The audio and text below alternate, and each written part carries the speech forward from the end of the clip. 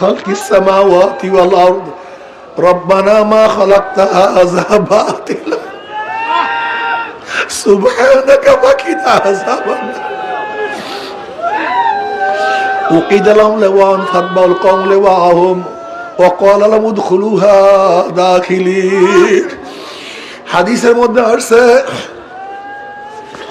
নবী আলাইহিস সালাতু ওয়াস সালাম ফরমান কিয়ামতের ময়দানে ঘোষণা দিবে বুদ্ধিমানরা কোথায় আইয়া উলিল আলবাব বুদ্ধিমানরা কোথায় সাহাবারা প্রশ্ন করে ইয়া নবী আল্লাহ কারা বুদ্ধিমান এবার নবী আলাইহিস সালাতু আয়াত তেলাওয়াত করেন আল্লাযীনা ইয়াযকুরুনাল্লাহা কিয়ামান ওয়া কুউদান ওয়া আলা যুনুবিহিম ওয়া ইয়াতাফাক্কারুনা ফি খালকিস সামাওয়াতি ওয়াল আরদ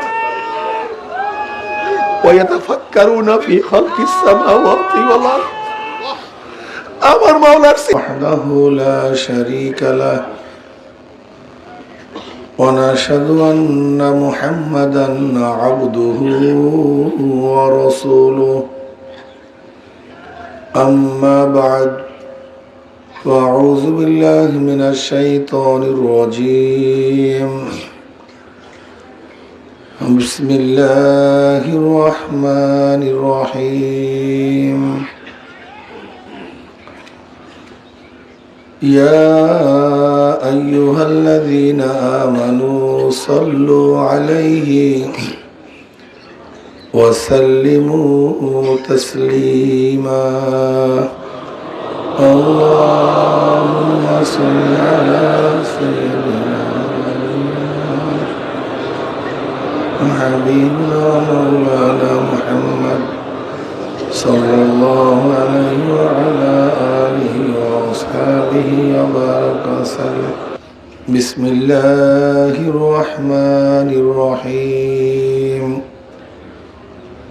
يا أيها الذين آمنوا اذكروا الله ذكرا كثيرا وسبحوه بكرة وأصيلا صدق الله مولانا العظيم وصدق رسول النبي الكريم আল্লাহ পাকের বান্দা জনাব মুহাম্মদ রাসূলুল্লাহ সাল্লাল্লাহু আলাইহি ওয়াসাল্লামের উম্মতগণ হালকা একটু মাইক কমায় দাও আল্লাহ পাক রব্বুল আলামিন আপনাকে আমাকে এখন পর্যন্ত হায়াতে রেখে ইতিমধ্যে বহুত মানুষ দুনিয়ার থেকে বিদায় হয়ে গেছে কিন্তু আপনাকে আমাকে আল্লাহ পাক এখন পর্যন্ত হায়াতে রেখেছেন অনেক মানুষ হায়াতে আছে কিন্তু স্বাস্থ্য ভালো নেই কিন্তু আল্লাহ পাক রব্বুল আলামিন আপনাকে আমাকে এখানে বসার মতো স্বাস্থ্য প্রদান করেছেন আবার অনেক মানুষের স্বাস্থ্য আছে এখানে আসতে পারে নাই আল্লাহ পাক আপনাকে আমাকে এখানে আসার তৌফিক দান করেছেন আবার অনেক মানুষ চরমনাইতে আসছে কিন্তু এই মাজলিস শেষে শরীক হওয়ার তৌফিক হয় নাই আল্লাহ পাক আপনাকে আমাকে শরীক হওয়ার তৌফিক দান করছেন অনেক মানুষ চরমনাইতে আসছে জামাতে যখন নামাজ চলছে তারা ঘুরছে জামাতে নামাজ পড়তে পারেনি আপনাকে আমাকে নামাজ জামাতের সাথে আদায় করার তৌফিক দান করছেন কি শুকরিয়া আদায় করার দরকার আছে কাজে শুকরিয়া তাই সবাই বলে আলহামদুলিল্লাহ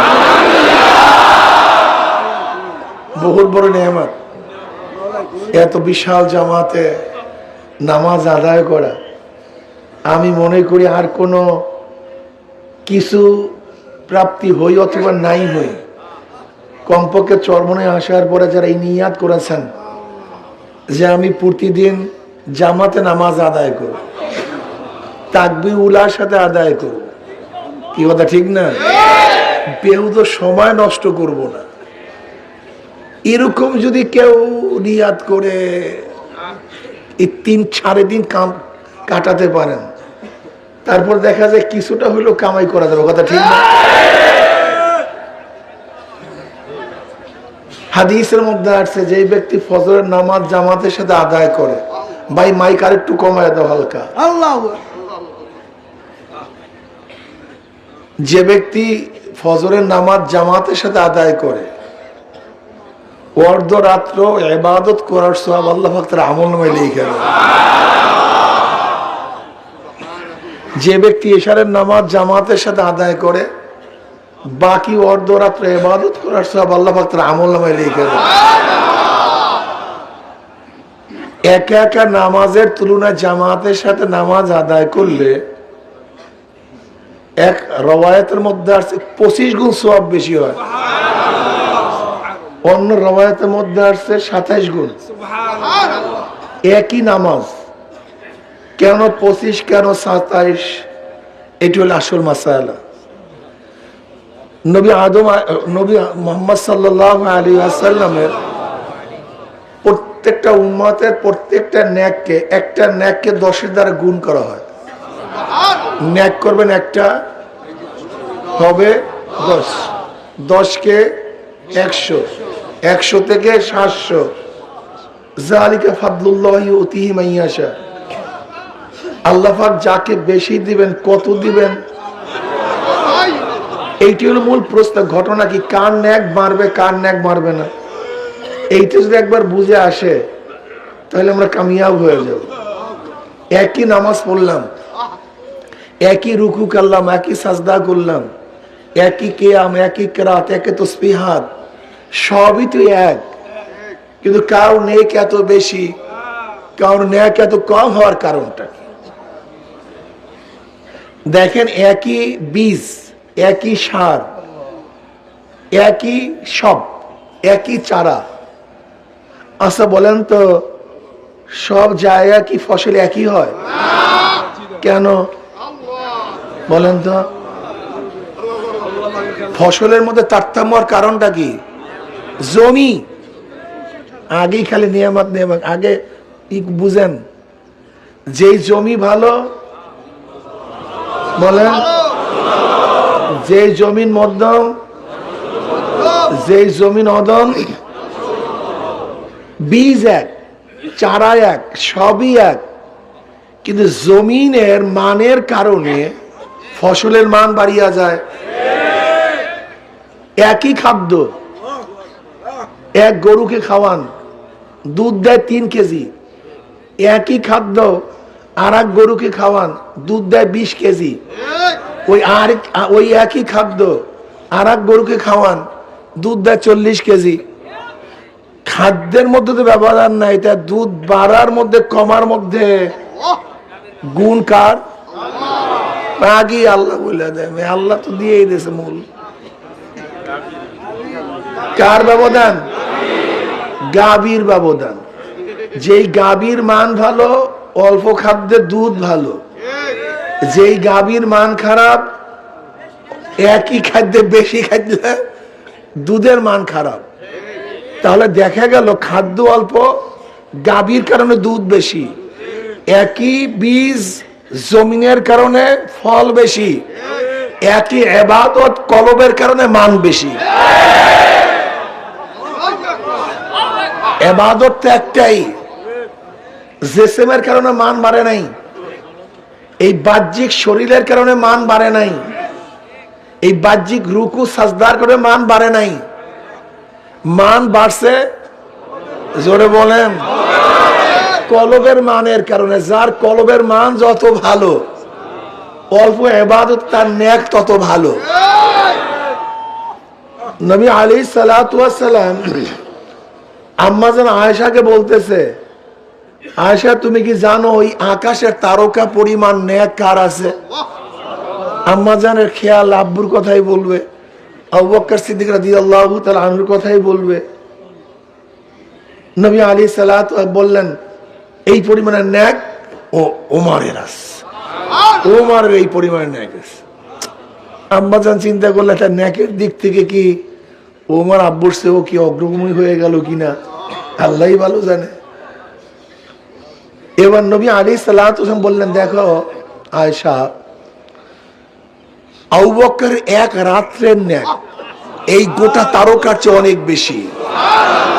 আচ্ছা বলেন তো, এক রাত্রে একটা মানুষ কি পরিমাণ ইবাদত করতে পারে? কি পরিমাণ ইবাদত করতে পারে? কত সাজদা করতে পারে? কত রুকু করতে পারে? ঘন্টা তো সমান 24 ঘন্টা। রাত্র তো সমান সবার জন্যই, কিন্তু আবু বকরের এক রাত্রের ইবাদত কি ইবাদতের কারণে নাকি? কথাটা একেবারে ক্লিয়ার। আমার মনে হয় অস্পষ্টতা বলতে কিছু নেই। এখানে একই সাথে আজকে সাজদা করছি, একই সাথে রুকু করছি, একই সাথে সবাই একই ইমামের পিছনে নামাজ পড়ছি। সবাই নামাজের মান সমান কি? একই সাথে তো বললাম। কি জানি ভাই পার্থক্য? এই জমিন, এই কলবের জমিনটা যার যত ভালো তার মান তত ভালো, তার তফকা তত বেশি। এই কলবকে ঠিক করা খুবই কঠিন, খুবই মুসিবত, খুবই বেতাল অবস্থা। এটা মোটে ঠিক করাই যায় না, ঠিক করলেও আবার নড়াচড়া হয়ে যায়। এখানে একটা কথা মনে রাখতে হবে, আলীউল মুর্তজা রাদিয়াল্লাহু তাআলা আনহু নিজের নফসের সাথে তার যে মুজাহাদার কথা বলেছেন, এইটা আমাদের স্মরণীয়। বলে আমার সাথে আমার নফসের সম্পর্ক আমার ছাগলের পালের সাথে আমার যে সম্পর্ক। ছাগলের পাল আমি অনেক কষ্ট করে জোগাড় করি, একত্রিত করি, আবার কিছুক্ষণ পর কি কথা হয় না কেন, নাকি একই জায়গায় থাকে, আবার কষ্ট করে একত্রিত করি, আবার একত্রিত করি, এই একই হালাত। দেখবেন আপনি সাধনা করে, চেষ্টা করে, অনেক কষ্ট করে মোটামুটি নফসটাকে একটু কন্ট্রোলে আনছেন, আবার দেখবেন সে দৌড়াবো। এই দেখবেন নেকের কাজ করা শুরু করছে, আবারও দেখবেন সব বাদ, আবার গুনার কাজ শুরু হয়ে গেছে। এটা হলো আমার সাথে নফসের সম্পর্ক। এর জন্য মৃত্যুর আগ পর্যন্ত কাজ, কথা বলেন না কেন, বলেন সবাই, মৃত্যুর আগ পর্যন্ত। এমন না যে আপনি প্রথম বছর তরিকায় যেদিন মুরিদ হয়েছেন একেবারে সাধনায় উল্টায় ভালাইছেন, এখন সব বাত, এটা হবে না, এটা হওয়ার মতো না। নফস এমন একটা জিনিস, এইটা এমন না যে আপনি একবার দমন করছে সে দমন হয়ে গেছে, ব্যাপারটা এরকম না। বুজুর্গানি দিন বলেন নফস কোনোদিন মরে না। এটা হলো শীতের সময় সাপের মতো। কিসের মতো ভাই? শীতের সময় সাপ, প্রচন্ড শীতের কারণে সে দুর্বল হয়ে থাকে, একেবারে কিচ্ছু না, মনে হয় ফোসফাস কিচ্ছু করে না। তুমি ভাবিও না সে ভালো হয়ে গেছে, ভদ্র হয়ে গেছে, এটা ভাবিও না। ও একটু রৌদ্র তাপ পড়লেই কিন্তু আবার ফোস করে উঠবে। নফসের অবস্থাই এই। আপনি ভাবিয়েন এটা মারা গেছে, এটা কোনোদিন মরবে না, এটা মরার জিনিস না, এটা মরতে পারে না। নবী আলাইহিস সালাতু ওয়াস সালাম ফরমান, প্রত্যেকটা মানুষের পিছনে একটা শয়তান লাগানো আছে, প্রত্যেকটা মানুষের পিছনে। সাহাবার মুসলিয়ানা বলে আপনার পিছনে, আমার পিছনে, ওয়ালাকিন আসলামানি, ও আমার কাছে আত্মসমর্পণ করছে, ও আমাকে ওয়াসওয়াসা দিতে পারে না। কিন্তু আপনার আমার শয়তান, ও তো 24 ঘন্টা গুতেই দিয়ে আছে, 24 ঘন্টা। আমরা ঘুমাই, ও শয়তান ঘুমায় না। আমরা গাফেল, শয়তান কিন্তু গাফেল না। এমন সূরাতে কাজ করে যা চিন্তাও করতে পারবেন না। এক বুজুর্গ, তার কাছে খবর আসছে একটা গাছকে মানুষ সিজদা করতে আছে, শরীক করতে। খুব খেয়াল দেন, মাসালা খুবই কঠিন, খুব সূক্ষ্ম এবং তীক্ষ্ণ। মানুষ একটা গাছ লাগায় তাকে সেরাই করতেছে, সিজদা করতেছে। বুজুর্গের কানে আসছে, বুজুর্গ জজবার হালাতে রওনা করছে, গাছ কেটে ফেলবে। প্রতিমধ্যে বুড়া মেয়ার সাথে দেখা। বুড়ো মেয়ার চিনছেন না? ওই আদি বুড়া মেয়া, আদম আলাইহিস সালাতু ওয়াস সালাম নাই, কিন্তু বুড়া মেয়া কিন্তু এখনো জিন্দা আছে। কি কথা ঠিক না? এই বুড়া মেয়ার সাথে দেখা। শয়তান বলছে কই যাও? কলে আমি গাছ কাটতে ফেলাবো। কলে আমি তোমাকে কাটতে দেবো না, গাছ আমি কাটতে দেবো না। শুরু হয়েছে মারামারি, জমনের মারামারি শুরু হয়েছে। কার সাথে? শয়তানের সাথে, বুজুর্গের সাথে মারামারি শুরু হয়ে গেছে। শয়তান গাছ কাটতে দেবে না, বুজুর্গ গাছ কাটিয়েই ফেলাবে। এবার শয়তানকে বুজুর্গ কাবু করে ফেলাইছে, শয়তানের পিঠের উপর চড়ছে, বুকের উপর চড়ছে। এবার শয়তান বলছে, শোনো তোমার সাথে কিছু কথা আছে, জরুরি কথা আছে, আপুসের মধ্যে কিছু কথা বলি, শোনো। বলে কি? বলে দেখো তোমার গাছটা কেটে লাভটা কি? তুমি গাছ কাইটা ফেলাবা, ওরা আর একটা গাছ লাগায় নেবে। আল্লাহ পাক কোন নবীকেও তো প্রেরণ করতে পারতেন, তুমি এখানে এই কাজটা করতে যাবা কেন? এটা কাজ তো নবীদের কাজ, তোমার দরকার নাই, তুমি এই কাজ করিও না। অন্য কারোর থেকে আল্লাহ পাক করাইতে পারতেন। তুমি নিজের ইবাদত বাদ দিয়ে তুমি ফালতু কামে লেগে গেছো, তুমি ইবাদতের মধ্যে মশগুল হও, তুমি সময় নষ্ট করতেছো কেন? বুজুর্গ না, আমি গাছ কাটবই। সে আবারও রওনা করছে, শয়তানের সাথে আবারও পাল্লা পাল্লি, আবারও মারামারি। এবারও বুজুর্গ শয়তানকে পরাজিত করছে, বুকুরিয়ে পড়ছে। এবার শয়তান বলছে, শোনো একটা কথা বলি, তোমার সাথে আপিসের কথা হলো, তুমি যে গাছটা কাটতে চাও, এই একটা গাছ কাটলে কি হবে, তার সাথে কাজ করো।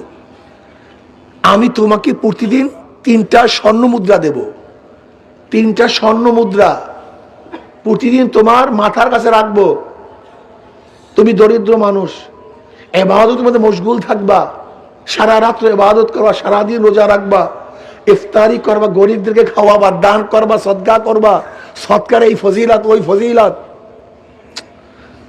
বুঝুক বলছে কথা তো ঠিকই, আসলেও তো যদি দান সদকা করি, এইটা করি, আমি ইবাদতের মগ্ন থাকি, আর গাছ যদি কাটতে ফেলে আবার একটা গাছ লাগাই নেবে, এতেও বা ফায়দা কি? বুজুর আফিসের মধ্যে রাজি হয়ে গেছে, কল তোমার প্রস্তাব খুব সুন্দর, ঠিক আছে, তোমার প্রস্তাব খুব সুন্দর। এবার বুজুর্গ ইবাদতের মধ্যে মগ্ন, সারা রাত্রে ইবাদত করছে, বিশ্রাম করছে। সকালে উঠিয়া দেখে যে 3টে স্বর্ণ মুদ্রা বালিশের নিকটে। বুজুর্গ নিজেও খাইলেন, গরিব আত্মীয় স্বজনকে দান করলেন, সবাইকে বিলাইলেন, সৎকা করলেন, খুবই ভালো। দ্বিতীয় দিন থেকে একই, বলে বেশ ভালো কথা, পরেশানি নাই কোনো আমার, এখন আর রিজেক তালাশের পরেশানি নেই, আমি ইবাদতের মধ্যে মগ্ন, খুব খুশি। দ্বিতীয় দিনও দেখে মাথার কাছে তার দিরহাম ঠিক আছে, দিনার ঠিক আছে। তৃতীয় দিন দেখে টাকা নাই, মেজাজ খারাপ, তুমি আমাকে ধোকা দিছো।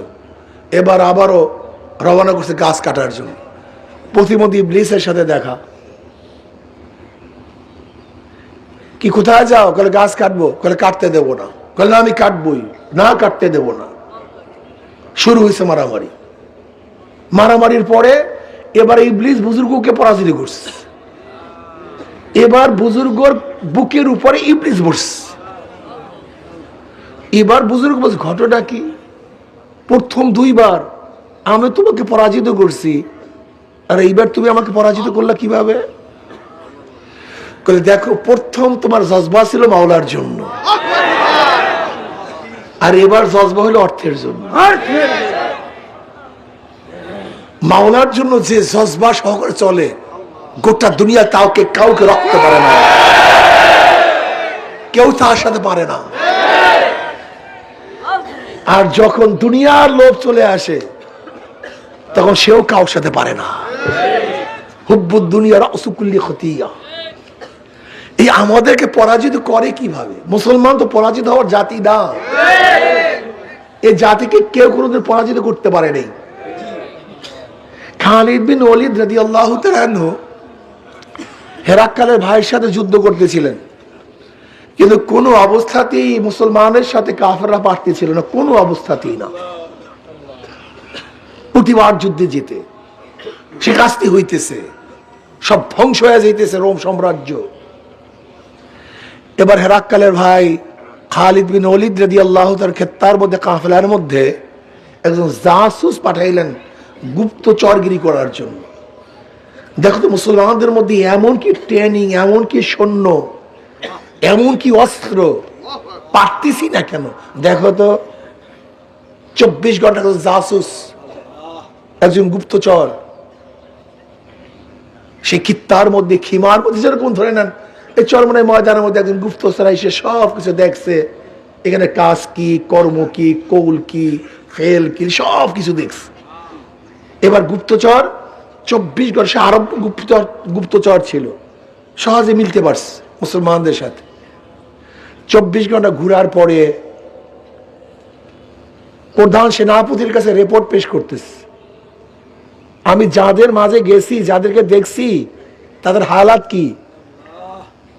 রহবানুন ফিল লাইল ওয়া ফুরসানুন ফিন নাহার ওয়া ইন সারাকা ইবনু মালিকিহিম কাতাউহু ওয়া ইন জানা রুজিমা লিস্তিকামাত লাক্তি ফিহিম। রিপোর্ট পেশ করতেছে, যে যোদ্ধাদের সাথে আমরা যুদ্ধ করতেছি তাদের চরিত্র হলো রহবানুন ফিল লাইল ওয়া ফুরসানুন ফিন নাহার, রাত্রে দরবেশ,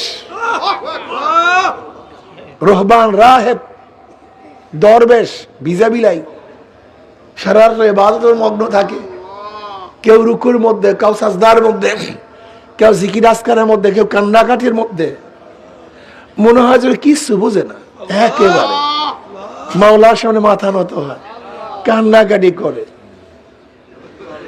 এই দরবেশ রাত্রে, ওই দরবেশ গুলি দিনের বেলায় ফরসানুফিন নাহার যোদ্ধা, মারাত্মক অবস্থা, বুনিয়ানু মারসুস, সীসা গলা প্রাচীরের ন্যায়, মনে হয় গোটা দুনিয়া তাদেরকে ভায়েত করতে পারবে না, মারাত্মক কি অবস্থা।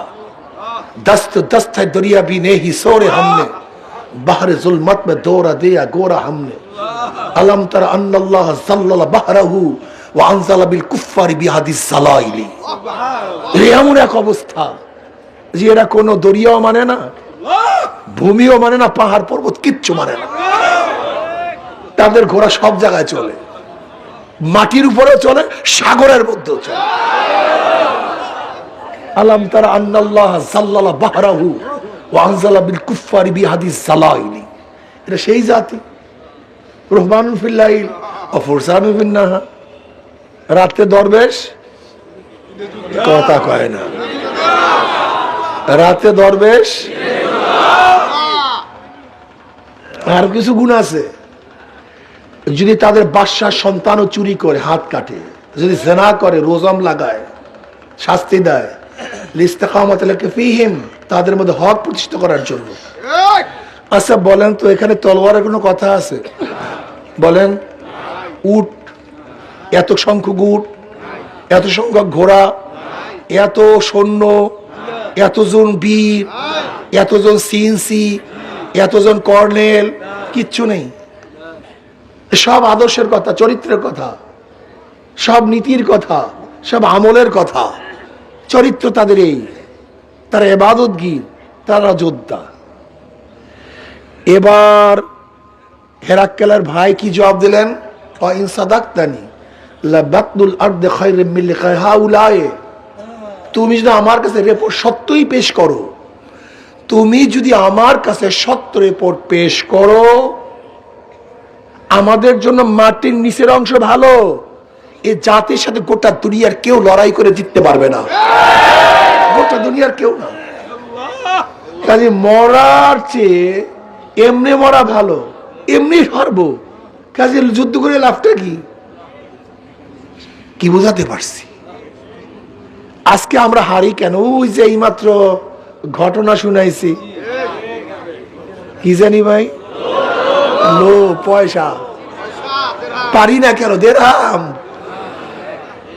লোভ আমাদেরকে ধ্বংস করে ফেলে। লোভ কি জিনিস জানেন? লোভ কি জিনিস? ঈসা আলাইহিস সালাতু ওয়াস সালাম সফর রওনা করছে। ঈসা আলাইহিস সালাতু ওয়াস সালাম, এর মধ্যে এক ব্যক্তি বলতেছে, হযরত আমি আপনার সাথে সফরে যাব। চলো যাই, যাই, একসাথে সফরে যাই। ঈসা আলাইহিস সালাতু এবং সাথী সফর করতে করতে দরিয়ার এক কিনারা এসে বসলেন, বিশ্রাম করলেন। তাদের কাছে 3টে রুটি ছিল। ঈসা আলাইহিস সালাতু ওয়াস সালামের কাছে কয়টা রুটি? 3টে রুটি ছিল। দুইজনে 2টা রুটি খাইছে। একটা রুটি ছিল, ঈসা আলাইহিস সালাতু ওয়াস সালাম পানি আনার জন্য দরিয়ার মধ্যে গেছেন, ফাঁকে ওই ব্যক্তি রুটিটা খেয়ে ফেলেছে, রুটিটা নাই। ঈসা আলাইহিস সালাতু আসছেন, আসিয়া বলতেছে রুটিটা কোথায়? কেন আমি জানি না, আমি জানি না রুটি কোথায়। না, তুই সত্য কথা বলো, রুটি কোথায়? বলে আমি জানি না, আমি খাইনি। ঠিক আছে তুমি খাও না, চলো। চলতেছে। ঈসা আলাইহিস সালাতু ওয়াস সালাম দেখেন এক হরিণী দুইটা বাচ্চা নিয়ে ঘুরতেছে। ঈসা আলাইহিস সালাতু ওয়াস সালাম ডাকলেন, এই হরিণী দিকে আসছে, বাচ্চা সহ করে আসছে। ঈসা আলাইহিস সালাতু একটা বাচ্চাকে জবেহ করলেন, বুনা করলেন, খাইলেন, উভয় খাইলেন, পেট পুরে খাইলেন। এরপর ঈসা আলাইহিস সালাতু ওয়াস সালাম বললেন, আল্লাহর হুকুমে তুমি দাঁড়ায় যাও। যেই হরিণীকে জবেহ করছে সেই হরিণী দাঁড়ায় গেছে, মায়ের সাথে চলিয়ে গেছে। এবার ঈসা আলাইহিস সালাতু ওই ব্যক্তিকে বলতেছে, তুমি সত্য কথা বলো, যে রুটিটা কে খাইছে তুমি বলো। বলে আমি জানি না, আমি জানি না। ঠিক আছে তুমি জানো না, চলো সামনে যাই। ঈসা আলাইহিস সালাতু ওয়াস সালাম সঙ্গীকে নিয়ে সামনে রওনা করলেন। ঈসা আলাইহিস সালাতু ওয়াস সালাম কিছু বালু হাতে নিলেন, হাতে নেওয়ার পরে সব স্বর্ণ হয়ে গেছে। কি হয়ে গেছে? সবকিছু স্বর্ণ হয়ে গেছে। এবার ঈসা আলাইহিস সালাতু ওয়াস সালাম স্বর্ণকে তিনটা ভাগে ভাগ করছে। কয় ভাগে ভাগ করছে? বলে এক ভাগ তোমার, এক ভাগ আমার, এক ভাগ যে রুটি দিছে তার। কথা বুঝাইতে পারি না। একবার নবী ঈসার, এক ভাগ সাথীর, আর এক ভাগ কার? যে রুটি দিছে তার। এখন ওই ব্যক্তি বলছে রুটি আমি খেয়েছি। এতক্ষণ হরিণের মধ্যে যায় কাজ হয় নাই, এবার স্বর্ণে কাজ হয়ে গেছে। আলহামদুলিল্লাহ। ঈসা আলাইহিস সালাতু ওয়াস সালাম বলে, ঠিক আছে আমার দরকার নেই, সবই স্বর্ণ তোমার নাও। যেহেতু এক ভাগ আগেই দিছি, আর এক ভাগ আমারটা, আর যেহেতু রুটির ভাগ তোমার এমনি আগে আসছে, লইয়া যাও, এইটা যাও, লইয়া যাও। ঈসা আলাইহিস সালাতু ওয়াস সাথীত্ব ত্যাগ করে চলে গেলেন। এর মধ্যে ডাকাত দলে ধরছে, দুইজন ডাকাত। এই সেই দুই দিক থেকে তলোয়ার ধরছে, যা আছে দাও, যা আছে দাও। ওই ব্যক্তি বলতে আমাকে হত্যা করে লাভ নেই, আমাকে হত্যা করিয়া লাভ নেই, আসো আমরা স্বর্ণকে ভাগ করিয়া নেই, তোমাকেও দেই, তোমার সাথীকেও দেই, আমিও নেই। ঠিক আছে, এটা ভালো কথা, ঠিক আছে, খুব ভালো কথা। তিনজনে তিন ভাগ করছে। এবার এক সাথীকে বলছে, যাও বাজার থেকে কিছু রুটি নিয়ে আসো, বাজার থেকে রুটি নিয়ে আসো। এক ব্যক্তি গেছে বাজারে রুটি আনার জন্য, তিন সাথীর একজন, আর দুই সাথী ওখানে আছে রুটির অপেক্ষায়। যে সাথী রুটি আনার জন্য গেছে সে চিন্তা করতে আছে, যদি রুটির মধ্যে বিষ মিলাইতে পারি তাহলে ওই দুই সাথী তো কারবার শেষ, স্বর্ণ সব আমার, স্বর্ণ সব আমার। যেই ধারণা সেই অনুযায়ী কাজ। বাস দুই সাথীর জন্য রুটির মধ্যে বিষ মিলাই দিচ্ছে। ওইদিকে ওই দুই সাথী তারা চিন্তা করতে আছে যে স্বর্ণ উকি দিয়া লাভটা কি, আমরা যেহেতু দুইজন আছি, আমাদের দুইজনের সাথে ওই একা পারবে না। ওই দুই সাথে পরামর্শ করছে, যখনই আমার রুটিওয়ালা সাথী আসবে আমরা দুইজন তাকে হত্যা করব, তখন স্বর্ণের ভাগ তিনটা হবে না, দুইটা হবে। ওইদিকে ওই সাথে পরামর্শ করছে ওই দুজনকে মারার জন্য, আর এই দুই সাথী পরামর্শ করছে ওকে মারাবার জন্য। যেই পরামর্শ সেই অনুযায়ী কাজ। যখনই রুটিওয়ালা সাথী আসছে ওই দুই সাথে মিলে একসাথে হত্যা করছে। রুটির মধ্যে কি ছিল? হত্যা করার পরে দুই সাথে রুটি খেয়েছে। এখন তাদের অবস্থা কি? একই দরজা, একই রাস্তা, 13 জন শেষ, স্বর্ণ স্বর্ণের জায়গায়। ঈসা আলাইহিস সালাতু ওয়াস সালাম সেই পথ থেকে যাচ্ছিলেন, দেখেন ব্যক্তি 13 জন শেষ, কিন্তু স্বর্ণ স্বর্ণের জায়গায় আছে। এই হলো দুনিয়া, এই হলো দুনিয়ার হাকিকত। আমরা 24 ঘন্টা জানিয়ে মারামারি করি, তার জায়গায় আছে, অথচ আমরা শুধু বিদায় হইতে আছি। একের পর এক আমরা বিদায় হইতেছি। নবী আলাইহিস সালাতু ওয়াস হাদিসের মধ্যে ফরমান, মানুষ বুড়া হয় দুইটা জিনিস জুয়ান হয়। মানুষ জুয়ান হয়। মানুষ বুড়া হয় কিন্তু তার মালের লোভ, আরো টাকা চাই, আরো অর্থ চাই, আরো জায়গা চাই, আরো জমিন চাই। এই বেচারার মধ্যে কোনো হুশই নাই। তার মানে শরীর বুড়া কিন্তু মালের লোভ জুয়ান, সে পুরা তাগড়া হয়ে গেছে। নবী আলাইহিস সালাতু ওয়াস সালাম আর একটা কি, তার হায়াতের লোভ, আরো বাঁচতে চাই, আরো বাঁচতে চাই। অথচ আল্লাহ ওয়ালাদের এই হায়াতের টেনশন নেই।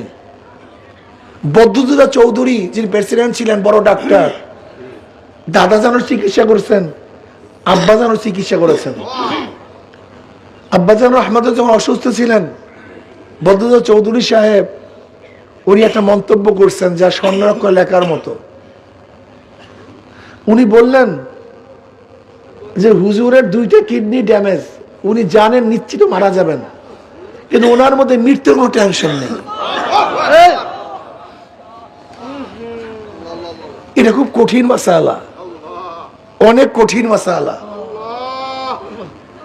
এর জন্য আমরা যারা আসি, দুনিয়ার লোভ আমাদেরকে ধ্বংস করে ফেলতে আসে। দুনিয়ার লোভ, এই নফসকে দমন করা, এর প্রতি খেয়াল করা খুবই কঠিন।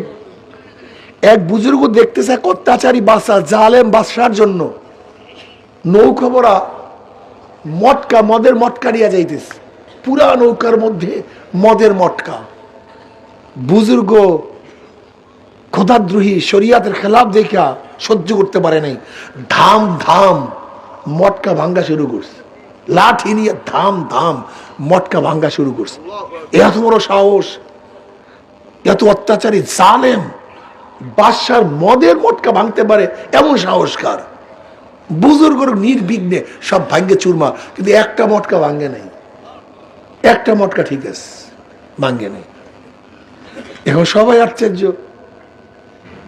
এই খবর গেছে অত্যাচারী বাচ্চার কাছে, বাদশাহ টেনশনে পড়ছে, এত সাহসকার আমার রাজ্যের মধ্যে আমার মদের মটকা ভাঙতে পারে, ব্যক্তি কি আনো তো। ডাকস ঘটনা কি, মদের মটকা ভাঙলা কেন? বলে জজ ভাই, হারাম কাজ দেখে সহ্য করতে পারিনি, ভাঙ্গা ভালাইছে। ভালো কথা, সব মটকা ভাঙছে, কিন্তু একটা মটকা বাকি রাখলা কেন? ভাঙলা তো সবই জজ ভাই, ভাঙবা, একটা বাকি কেন? এবার জবাবটা খুব চমৎকার। দেখো, আমি যখন মটকা ভাঙতেছিলাম, হঠাৎ আমার মধ্যে একটু ওজব চলে আসছে, আমি ভালো কাজ করতে আসছি, অনেক দামি কাজ করতেছি, আমাকে মানুষ প্রশংসা করতে আসছে। এর জন্য চিন্তা করছি, মনে হয় আল্লাহর জন্য আমি কাজ করতেছি না, এর জন্য আমি ওই একটা মটকা ভাঙ্গি নেই। আমার মনে হয় আল্লাহর জন্য হইতো না, আমার নিজের নফসের গরজে হইতো। তখন ওই বাদশা বলতেছে, এ ব্যক্তিকে ছেড়ে দাও, ঈমানের তাকিদে এই কাজ করছে। মাসালা খুবই কঠিন। ওমর হযরত আলী মুর্তজা রাদিয়াল্লাহু তাআলা যুদ্ধের ময়দানে এক ব্যক্তিকে শোয়া ফেলাইছে, তলোয়ার দিয়ে কতল করবে, হত্যা করবে। হঠাৎ ওই ব্যক্তি থুক পারছে, আলী রাদিয়াল্লাহু তাআলা তাকে ছেড়ে দাঁড়ায় গেছে। এবার শত্রু আশ্চর্য, শত্রুকে এইভাবে কাবুতে পেয়ে কেউ কি ছাড়ে? হ্যাঁ, হত্যা করতে পারে নিশ্চিত, কিন্তু তাকে কিভাবে ছাড়ছে? বলে, কিরে ভাই, তুমি আমাকে নিশ্চিত হত্যা করতে পারো, ছাড়লা কেন? বলে, দেখো ভাই, তোমার সাথে আমার কোনো ঝগড়া নেই, জায়গা জমি টাকা পয়সা বংশীয় কোনো ঝগড়া শত্রুতা তোমার সাথে আমার সাথে নেই। তোমার সাথে আমার ঝগড়া হলো তুমি আল্লাহর দুশ্মন, এই জন্য আমারও দুশ্মন। তুমি আল্লাহর শত্রু, আমারও শত্রু। যেহেতু তুমি আল্লাহর নাফরমান, এর জন্য তোমার সাথে আমার শত্রুতা। আমার নিজের গরজ আমি তোমাকে হত্যা করি না, কিন্তু যখন তুমি আমাকে থুক মারছো, আমার মধ্যে রাগ চলে আসছে। আল্লাহ না করুক, এখন যদি আমি তোমাকে হত্যা করি, তাহলে ইল্লাহাতার হবে না, মনে হয় আমার রাগ বিস্তৃত হয়ে যাবে। আল্লাহ যদি কিয়ামতের ময়দানে প্রশ্ন করে, আমার বান্দাকে হত্যা করলি কেন, আমি কি জবাব দেব? বলে এইটাই ইসলাম, বলে এইটাই ইসলাম, বলে আমাকে কলেমা পড়াও। কি মাসালা সহজ না কঠিন? হ্যাঁ হ্যাঁ সহজ, খুব সহজ। আপনার জন্য অনেক সহজ, কিন্তু আমার জন্য পাহাড় তুল্য কঠিন। একই কাজের মধ্যে কোন সময় কখন হালাত কি অবস্থা, চলমান কাজ। প্রথম অর্ধে ইখলাস, শেষের অর্ধে নফসানিয়াত।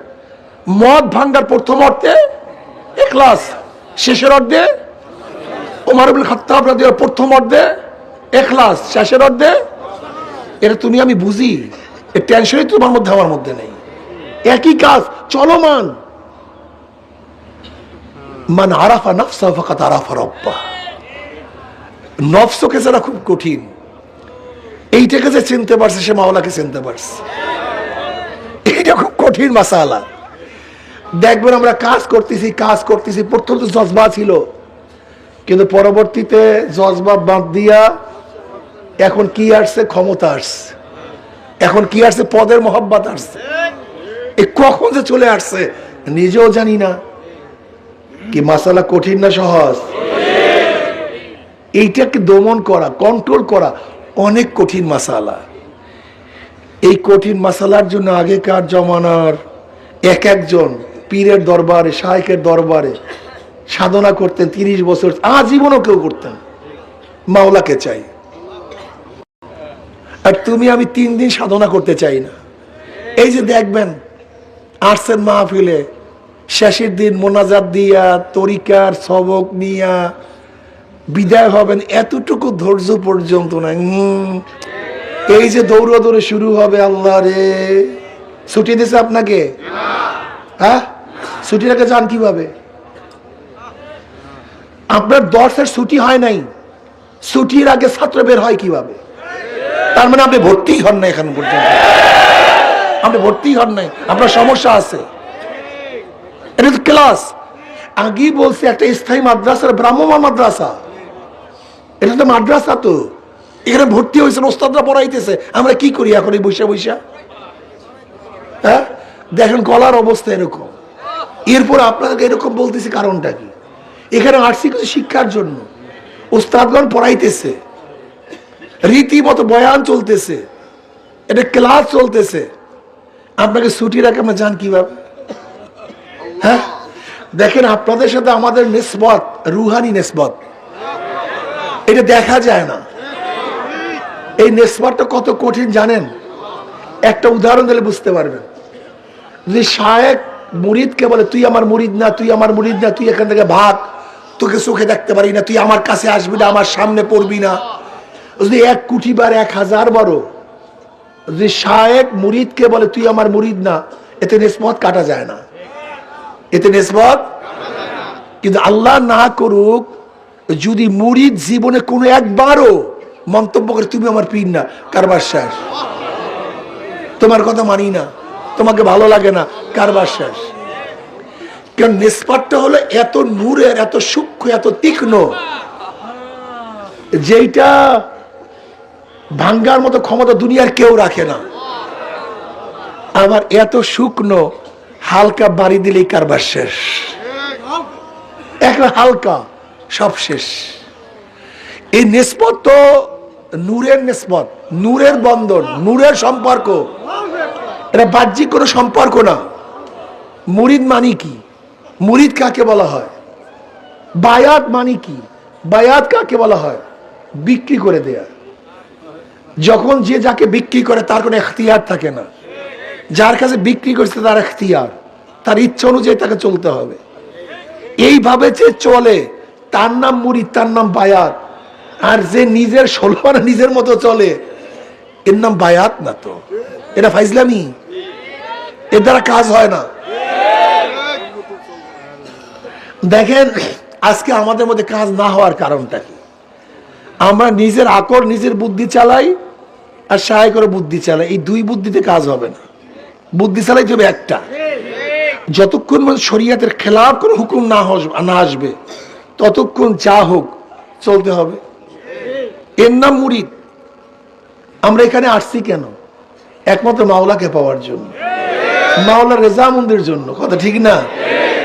যদি মাওলাকে পেয়ে যায় সব পাইছে, আর মাওলাকে না পেলে কিচ্ছু পাইনি। উদ্দেশ্য তো মাওলা।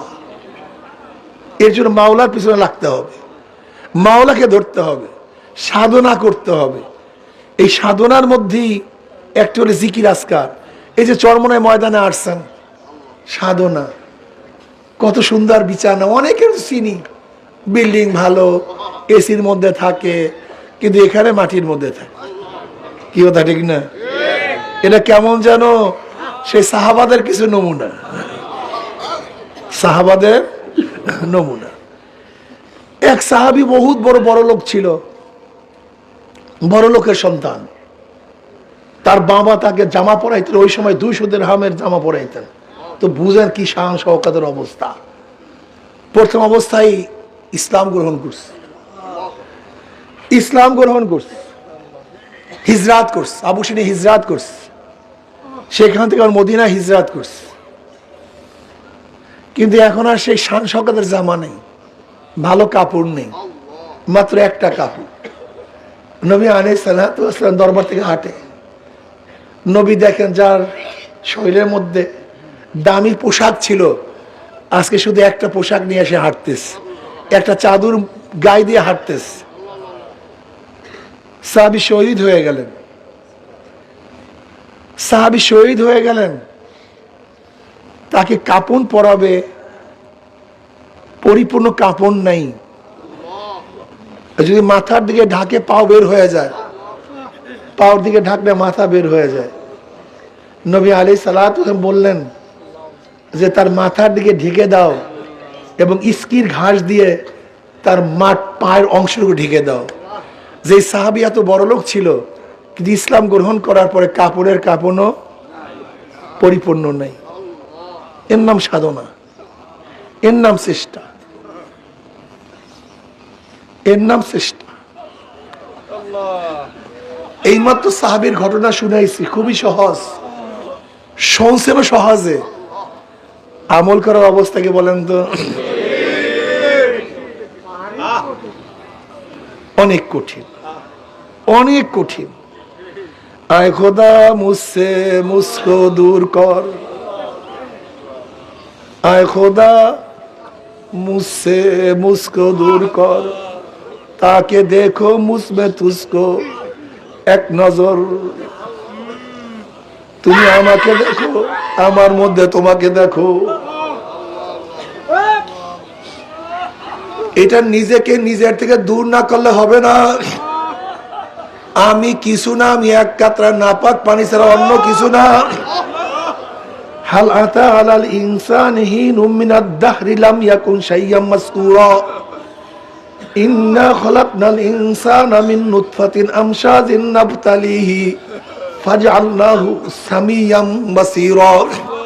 আমি তো কিছু না, আমি এক কাতরা নাপাক পানি। চক্ষু দিছে কে? আমার জবান দিছে কে? আমার কান দিছে কে? আমার হাত বানাইছে কে? আমাকে বিকলাঙ্গ বানায় নাই কে? আমাকে অন্ধ বানায় নাই কে? আমাকে বোবা বানায় নাই কে? আমার দিমাগ ঠিক রাখছে কে? আমাকে কথা বলার যোগ্যতা দিছে কে? ওয়াল্লাহু মিনাল বায়ানি মা লাম ইয়ালাম। সবই আমার মাওলা। হাল আতা আলাল ইনসানি হিনুম মিনাদ দাহরি লাম ইয়াকুন শাইয়্যাম মাযকুরা, ইন্না খলাকনাল ইনসানা মিন নুতফাতিন আমশাজিন নাবতালিহি ফাজআলনাহু সামিয়াম বাসীরা। চক্ষু দেখরা আমার মাওলা, জবান দেওয়ার মালিক আমার মাওলা। হে নাফরমান, তুমি কি দেখো নাই কত বাচ্চারা মায়ের গর্ভের থেকে আসছে, চক্ষু নাই, অন্ধ? তুমি কি দেখো নাই কত বাচ্চা দুনিয়াতে আসছে আ করে কথা বলতে পারে?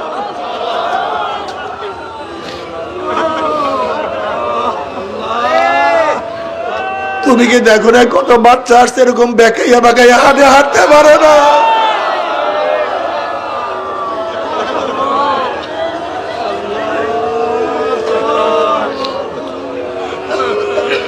তুমি তুমি কি দেখো না কত বাচ্চা দুনিয়ার মধ্যে আসছে হার্ট ছিদ্র হওয়া, হার্ট ঠিক নাই, কত বাচ্চাকে রক্ত দিতে হয়। আল্লাহ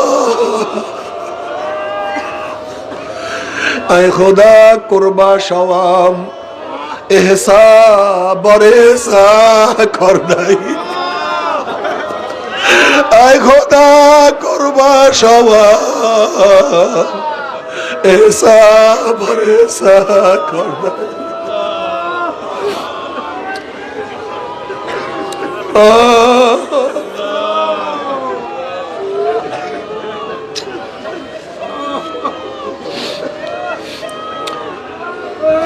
বাবারে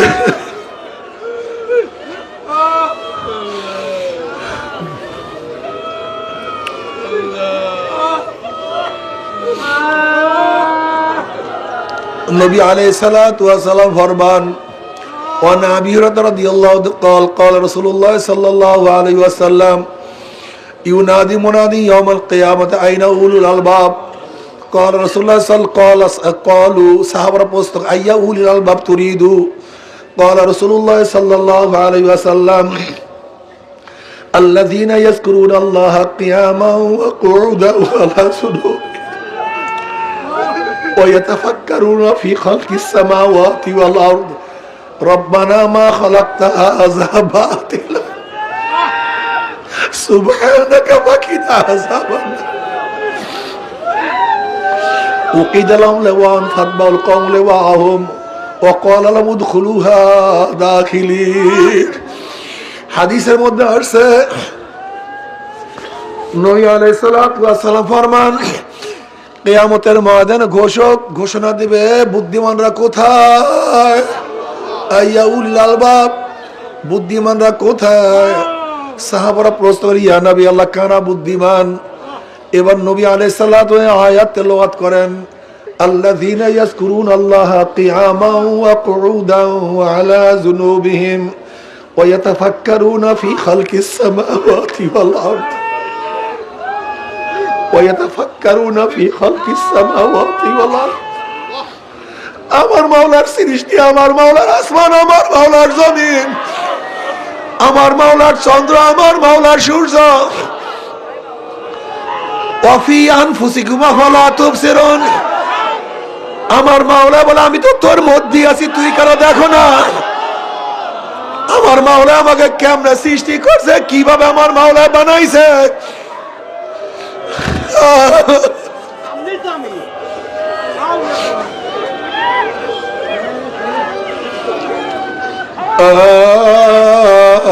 আফালা তাতাফাক্কারুন আফালা তুবসিরুন। আমার মাওলা বারবার ডাক দিবেন আফালা তাতাফাক্কারুন, তোরা কি চিন্তা করো না, তোরা কি ফিকির করো না।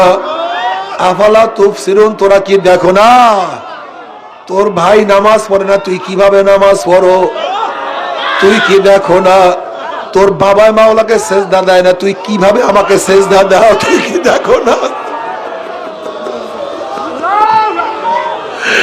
তুই কি দেখো না তোর বাবার চেহারায় দাড়ি নাই, তুই সন্তান হইয়া দাড়ি কিভাবে রাখছো। আফালা তাতাফাক্কারুন, তুই কি একদিনও চিন্তা করো না তুই আমি মাওলার সামনে দাঁড়াও, তোর সাথী কেন দাঁড়াইতে পারে না, তুই কি একদিনও চিন্তা করো না তোর চোখে পানি, তোর সাথীর চোখে পানি নাই কেন, তুই কি একদিনও চিন্তা করো না তোর জমানায় জিকির, তোর সাথীর জমানায় জিকির নাই কেন। আফালা তাতাফাক্কারুন আফালা তুবসিরুন, তোরা কি দেখো না সব আমি মাওলার খেলা, সব আমি মাওলা, সব আমি মাওলা, আমার মাওলা তুমি আমার মাওলা, তুমি আমার মাওলা। আল্লাহ নিজের হাতে তোমার বান্দাকে বানাইয়া তুমি কিভাবে জাহান্নামে ভালোবাস, নিজের হাতে বানাইয়া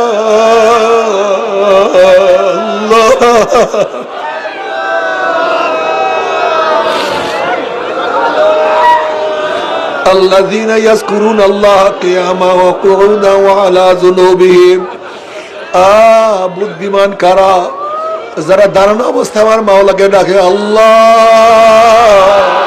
তুমি কো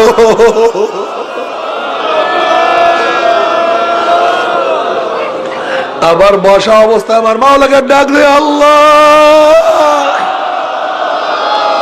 আবার শো অবস্থায় ডাক দে আমার মাওলা ওরে আমার আল্লাহ الذين يذكرون الله قياما وقعودا وعلى جنوبهم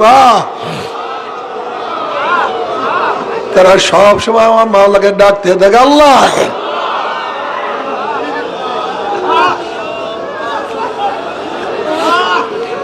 মাওলার ডাকের মধ্যে কি যে মজা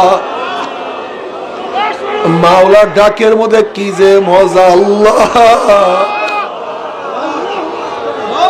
নবী ইব্রাহিম আলাইহিস সালাতু ওয়াস সালামকে আল্লাহ পাক যখন খলিলুল্লাহ ডিক্লেয়ার দিলেন খলিলুল্লাহ সে আমার বন্ধু ফেরেশতারা বললে আল্লাহ তুমি একজন মানুষকে তুমি খলিলুল্লাহ বানাইলা তোমার বন্ধু বানাইলা কলে যা পরীক্ষা কর যাইয়া পরীক্ষা কর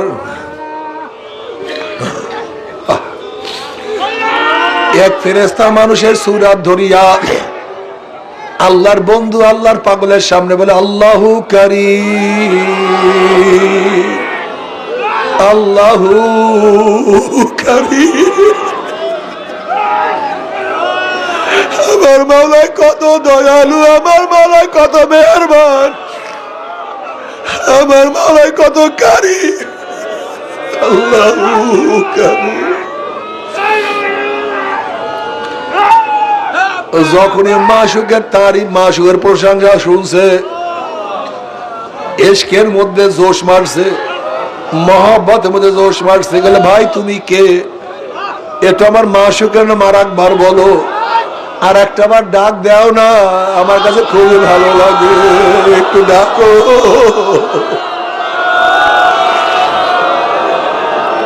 কাল আর একটা বার ডাক দাও বলে না আমি আর ডাকবো না কলে দেও না আর একটা বার ডাক কলে আমাকে কি দিবা কলে দেখো আমার যতগুলি বকরি আছে সব বকরি আমি তোমাকে দিয়া দিলাম আর একটা বার মাওলাকে ডাক দাও এবার ওই ফেরেশতা আবারও ডাক দিয়েছে আল্লাহু কারীম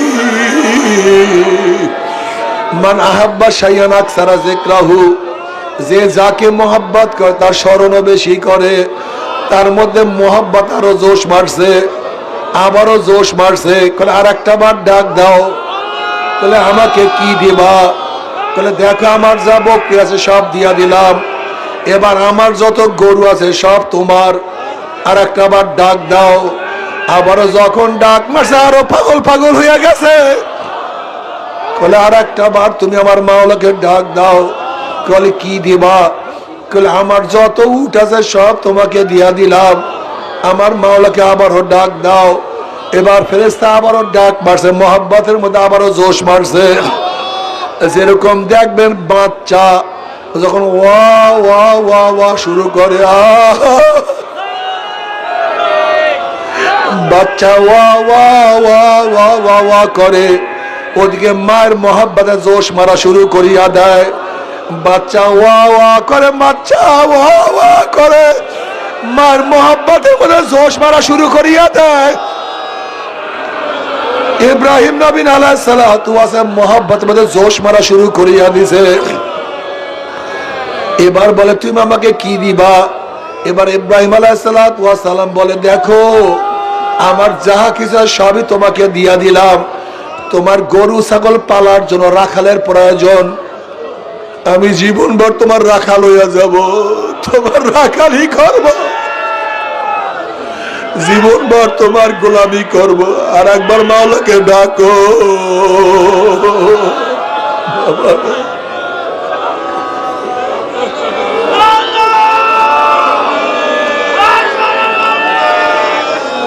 বাবারে এর জন্য হাঁটতে চলতে উঠতে বসতে শোয়ার সময় আমার মাওলাকে ডাকিও। কিয়ামতের ময়দানে আল্লাহ পাক ডাক দেয়, বুদ্ধিমানরা কোথায়? আজকে দুনিয়ার মধ্যে যাদেরকে বোকা মনে করতাম, যাদেরকে আমাদের মজলিসে বসাইতাম না, যাদেরকে গরিব মনে করতাম, যাদেরকে ভিক্ষুক মনে করতাম, কিয়ামতের ময়দানে তারা এত দামি হয়ে যাবে। আল্লাহ পাক রব্বুল আলামিন তাদের জন্য ঝান্ডা উত্তোলন করবেন এবং ওই সমস্ত বুদ্ধিমানরা ঝান্ডার ইত্তেবা করবে, অনুসরণ করবে এবং আল্লাহ পাক বলবেন, যা তোরা সবাই জান্নাতে চলিয়া যা। জোরে বলেন সুবহানাল্লাহ। বাবারে জিকির আজকার করতেই হবে। এই জিকির লাইট তলোয়ার দিয়া কলবের যত জং আছে সমস্ত জং দূর করিয়া ফেলাইতে হবে। লা লা নাই নাই নাই নাই নাই নাই কেউ নাই, লা লা না না কেউ নাই, কেউ নাই কেউ নাই কেউ নাই, আল্লাহ বাদে কেহ মাবুদ নাই। নাই লা মাশুকা ইল্লাল্লাহ, লা মাহবুবা ইল্লাল্লাহ, লা মাকসুদা ইল্লাল্লাহ, লা মাউজুদা ইল্লাল্লাহ। নাই কেউ নাই, আছে কি? আমার মাওলাই আছে। হুয়াল আউয়াল ওয়াল আখির ওয়াজ জাহির ওয়াল বাতিন। আমার মাওলাই প্রথম, আমার মাওলাই শেষ, আমার মাওলাই প্রকাশ্য, আমার মাওলাই গোপন। আমরা কেউ ছিলাম না। কুল্লু মান আলাইহা ফান, সব কিছু ধ্বংস হয়ে যাবে, আমার মাওলাই বাকি থাকবে। কাজে আমার মাওলা ছাড়া কিছু না। এই জন্য লাট তলোয়ার দিয়া জঙ্গে দেলাস 6 কালে লা পাকে কোন। এই লাট তলোয়ার দিয়া কলবের যত জং সব ধ্বংস করিয়া ফেলাইতে হবে। এই কলবের মধ্যে আমার মাওলার মুহাব্বত ছাড়া কিছু থাকবে না। বেশি বেশি মাওলার জিকির করতে হবে। হাঁটতে চলতে উঠতে বসতে ফিকিরের মধ্যে থাকবো, জিকিরের মধ্যে থাকবো। হাদিসের মধ্যে আসছে, যে ব্যক্তি জিক্রুল্লাহর সাথে দুনিয়ার থেকে বিদায় হয়ে যাবে, ওয়াজাবাত লাহুল জান্নাহ, আমার মাওলা তার উপরে জাহান্নাম হারাম, জান্নাতকে ওয়াজিব করিয়া দিবে। এক আল্লাহর ওলি বলে, যখন আমি মাওলার নাম লই তখন আমার জিহ্বার মধ্যে মিষ্টি মিষ্টি লাগে, মজা মজা লাগে। আল্লাহ পাক বলে, আলা বিযিক্রিল্লাহি তাতমাইন্নুল কুলুব, আলা বিযিক্রিল্লাহি তাতমাইন্নুল কুলুব। জিকির করলে মুমিনের কলিজাটা ঠান্ডা হইয়া যায়। আল্লাহ বেশি বেশি জিকির করার তৌফিক দিয়া দাও।